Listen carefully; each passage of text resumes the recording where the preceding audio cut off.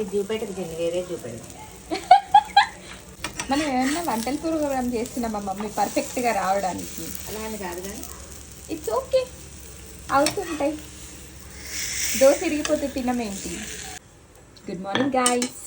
Good morning Mani garu. Good morning Chinni. What's the breakfast? Chapati with aloo smash. Mani garu ఎప్పుడు రెగ్యులరేనా?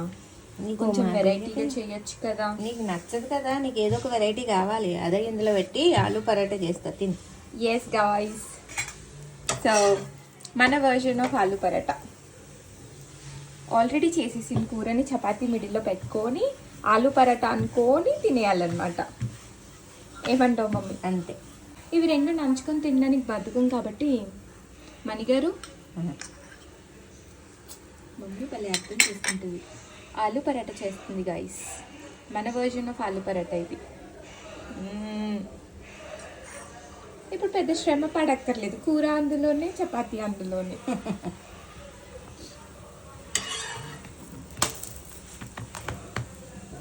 అంతే. Ta-da.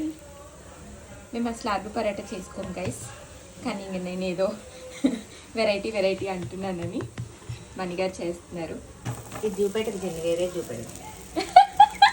చూసారా guys, ఇది చూపించద్దంట, వేరే చూపించాలంట. ఇదే చూపిస్తా, చూపెట్టుకో.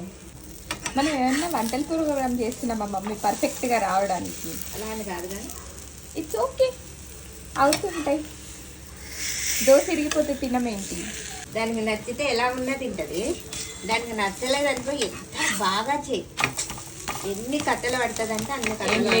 ఐడియా ఇచ్చింది నేనే కదా, అది ఫ్లాప్ అయినా సరే మనం తిట్టకూడదంటే ఇలాంటివన్నీ ఫాలో అయిపోవాలన్నమాట.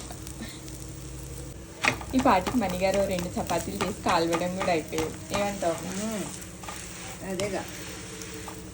సాటర్డే కేజీ కిచెన్లోకి వస్తే ఎక్స్ట్రా పని తప్పదు. చేసేది ఏముండదు, మళ్ళీ ఆర్డర్లు ఇచ్చి చేయించుకోవడం తప్ప. నీకు కాకపోతే ఎవరికి చెప్తాను మమ్మీ, నా ఐడియాస్ అన్ని నువ్వే కదా ఇంప్లిమెంట్. తీసుకురా, ప్లేట్ తెచ్చుకో. సో గైస్ మన ఎలా ఉన్నా తింటుంది, అదొకటి మెచ్చుకోవచ్చు. అదే లేకపోతే చెప్పా కదా, దానికి నచ్చితే ఎలా ఉన్నా కథలు పడుతుంది, లేకపోతే ఎంత సూపర్ చెయ్యి ఏదో వంక పెడుతుంది. నేను ప్లేట్ తెచ్చుకుంటా guys. That's our aloo paratha guys.